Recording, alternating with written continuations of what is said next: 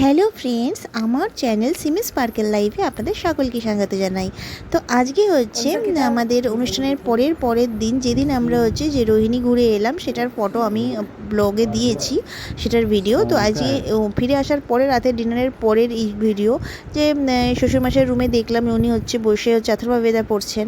তারপরে আমরা সকলে ডিনার সেরে নিলাম। ওটা অ্যাকচুয়ালি ডিনারের আগে, তারপর ডিনার সেরে নিয়ে সবাই মিলে কিন্তু বসে গল্প গুজব চলছে।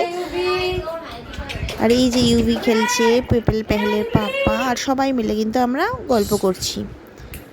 আর পেহেল হচ্ছে ওর নন্দিনী দিদির কোলে।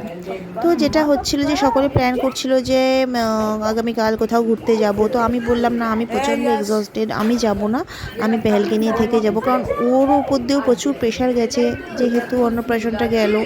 তো বললাম না, ঠিক আছে, আমি কালকে থাকবো, আর পেহেলও দাদু ঠাকুমার সঙ্গে থাকবে, তো তোমরা যাও। আমি এটাই বললাম ওদের সঙ্গে, এগুলোই কথা চলছিল, প্ল্যানিং চলছিল।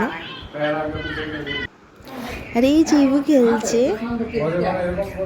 আর এটাও ভালো লাগে যে অনুষ্ঠানের পরে ওরা টিকিট পাচ্ছে না ট্রেনের, অনেকগুলো ট্রেনে টিকিট কেটে রেখেছে কিন্তু একটাও কনফার্ম হচ্ছে না।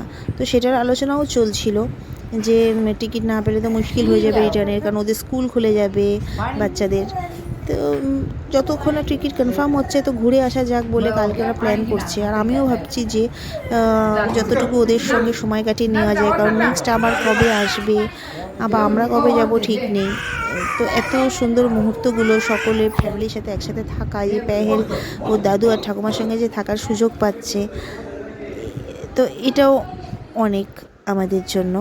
তো পরের দিনে যে সবাই রেডি হয়ে বেরিয়ে যাচ্ছে, আমি উপর থেকে দেখলাম। তো আজকে তো আমি থাকবো। এবার হচ্ছে আমার শ্বশুরমশাই যেটা আকুপাংচারের একটা ট্রেনিং ক্র্যাশ কোর্স জয়পুর থেকে করে এসছেন, যেখানে বডি চেক আপ ফুল করা যায়। তো সেই জন্য অনেকেই কিন্তু সেটা জেনে শ্বশুরমশাইয়ের কাছে আসছেন।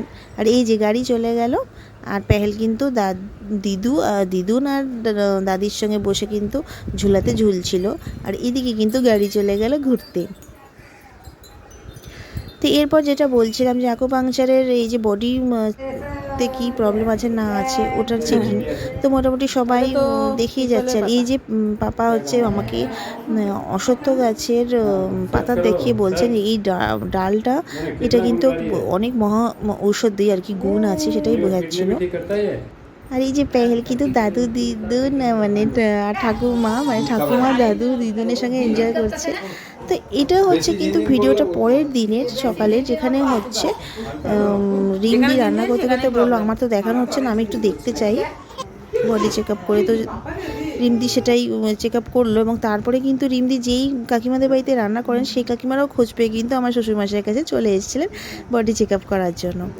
আর এইভাবেই কিন্তু সামনের বাড়ি পুবালিও চলে এসেছে।